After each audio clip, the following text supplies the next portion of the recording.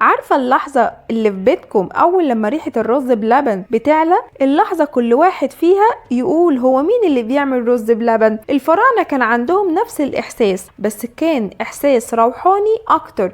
ريحة اللبن والعسل كانت بتعتبر علامة الرضا عندهم، كانوا بيشوفوها إشارة إن القربان مقبول. ومع مرور السنين الأكلة خرجت من المعابد ونزلت للشعب، بقت أكلة الأفراح، أكلة الليالي الحلوة، أكلة الأم اللي تعملها لأولادها أول لما تلاقيهم زعلانين، أكلة الجدة اللي دايما تحط عليها وش كريمة وتقولك خد يا حبيبتي ده بتفتح النفس. في العصر الإسلامي اتحولت الأكلة إلى طبق احتفال وموالد، وبقت تتدوق في الشوارع ويتقارن طعمها من دكان لدكان، ومن وقتها بقت جزء من هوية المطبخ المصري. المؤرخين بيقولوا إن الرز باللبن من أقدم الأكلات اللي لسه موجودة لحد دلوقتي. بنت آلاف السنين شافت حضارات بتقوم وبتقع، وشافت ملوك بتدفن وكهنة بتتغير، لكن هي فضلت لأنها أكلة بسيطة لكن فيها معنى. هي أكلة بس برضو ذكرى.